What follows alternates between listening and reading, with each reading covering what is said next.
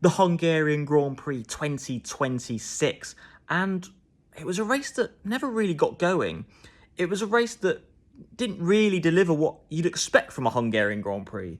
You know, it's a race that's dubbed Monaco without the barriers, which you could argue is going to be boring anyway because Monaco's boring. But, you know, it's Monaco, but it's got that ability for cars to overtake. And yes, there were some overtakes. Lap 14, prime example. Verstappen dive bombing Hamilton into turn 1, an excellent move. But overall, it just wasn't there. It was a race that it wasn't giving this race. You know, it's a low rating for this year's Hungarian Grand Prix, I've got to be honest. 3 key things that happened in this race. Number 1 happened on lap 15, and that was Valtteri Bottas in his Cadillac, with no prizes for guessing what happened to a Cadillac.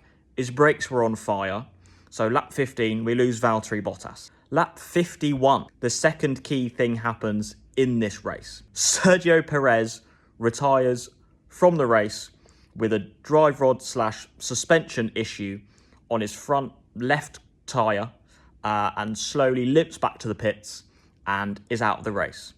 The third key thing to happen in this race, and the final key thing to happen in this race, was Oscar Piastri pulling over with a gearbox issue on lap 56. That was it. That is basically everything that happened in the Hungarian Grand Prix this year. Hamilton was given a time penalty for speeding in the pit lane, but it affected him to really no end.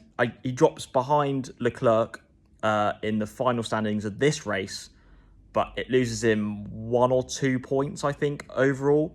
So not really the end of the world for Hamilton in that sense. And Piastri only brought out the virtual safety car rather than an actual safety car. It was obviously due to where he'd stopped. There was enough escape road for marshals to come and get him if they're just going under VSC conditions. So I think if we had a full safety car, the ending of this race could have been a lot more exciting than it was. But a little bit of a procession, really, this race, with the odd retirement here and there and the odd quite lovely overtake, to be honest. But it is Lando Norris, the winner of this race, his first win as a world champion. Max Verstappen in second in a car he hates. Like, every radio message in that race was Verstappen just complaining about how awful his car is. And then, of course, championship leader Kimi Antonelli finishing in third with a podium, finished ahead of Hamilton, finished ahead of Russell.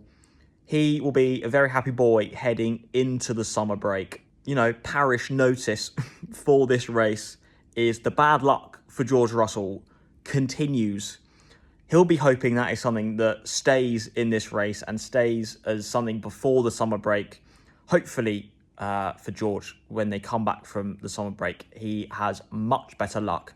But he did go into anti-stall at the beginning of this race and was basically rock last by turn 3.